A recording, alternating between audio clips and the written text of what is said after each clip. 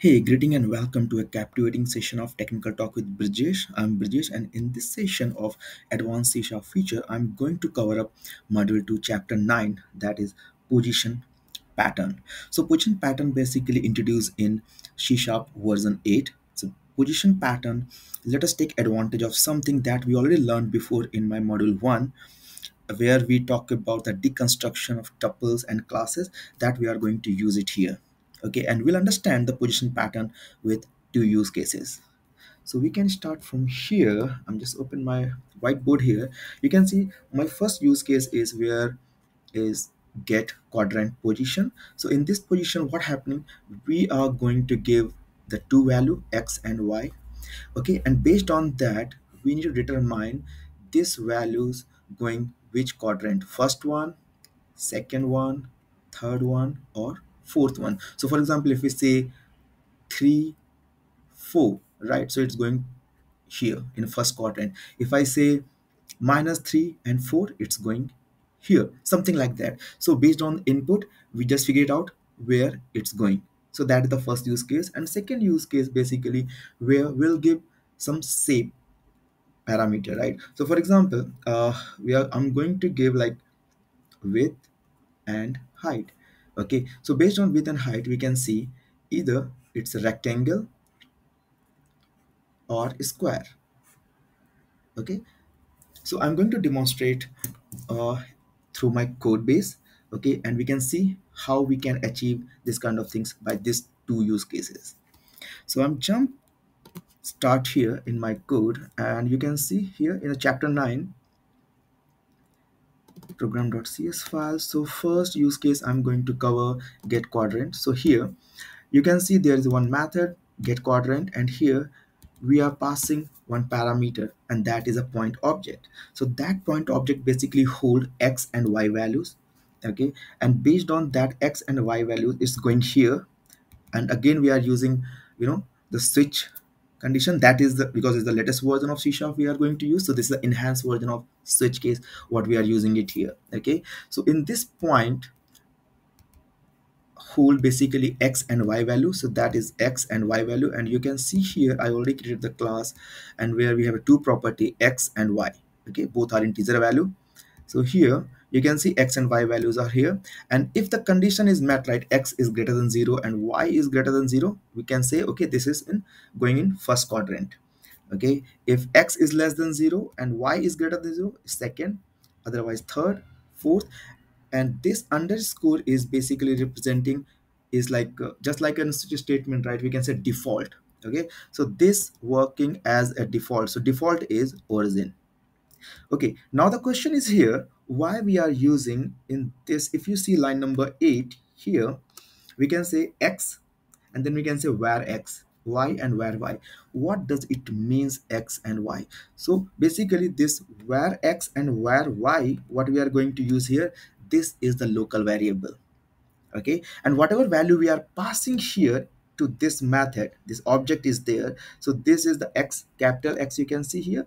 So this holds some values, that value we are going to assign into the local variable x, and that value you can see here.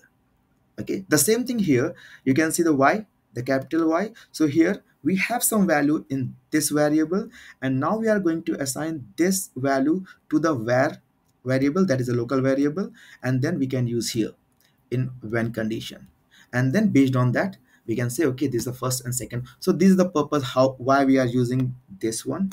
Okay, so this is the first example here, and we can say point is there, you can see x and y axis what we are passing it here, then we are calling this method, and based on method we get some values as first, second, third, and fourth, that what we are returning here, and we are doing the console write line, and we can print it here.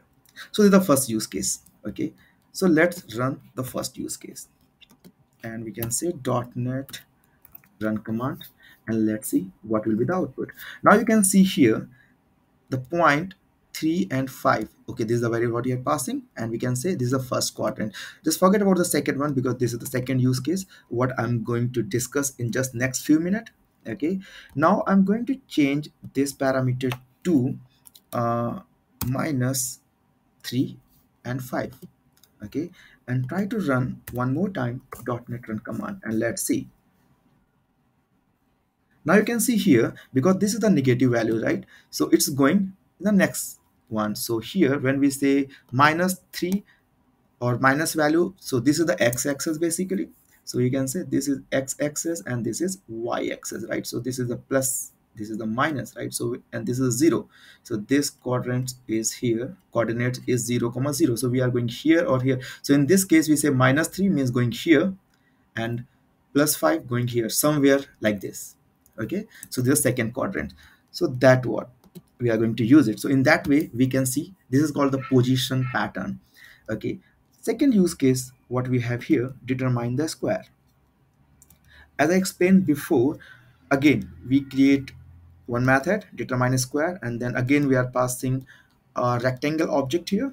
Okay, and this object again hold two values, height and width. Okay, so this is width and this is the height, and what I already created this class here, you can see. Good. So here what happened, so this rectangle object basically hold two values, height and width, and again I'm creating where width and where height. So I already explained in my just first use case, right? So whatever values this width is holding, that we are going to assign into this variable. This is local variable, and that local variable what we are going to use it in our condition, right? Height equal to width, if both are same we can say okay, this is the square. And again we say underscore. So as I mentioned here, whenever talking about switch case, right? So switch case we have some cases, and then we have a default values, a default cases there. So this always treat as a default case. Okay, so when there is no condition met, okay, it's always going to default condition, and we can say okay, this is not a square. So now we already created object of rectangle, and we are passing like height and width both are same right now.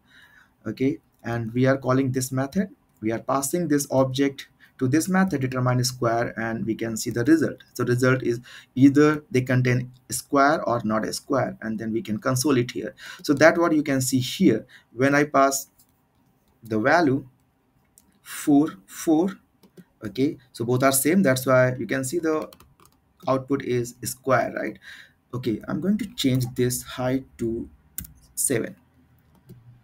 Okay, and now I'm trying to run one more time .NET Run command, and we'll see what will be the output. Now you can see here in the rectangle 4 into 7, right? 4 by 7. So this is like 4 is the width and 7 is height. So it is not a square because this is a rectangle. So this is the way how you can determine square and understand the positioning of the quadrant. So this is the basic example how the position pattern is working in C sharp, and with the using of the latest like we are going to use enhanced version of switch statement, and also we are using this one, you can say deconstructions of tuple that already explained in my module 1, I think it's chapter 3. Okay, so this is pretty much about position pattern. Okay, see you next video. Until then, embrace the joy of learning.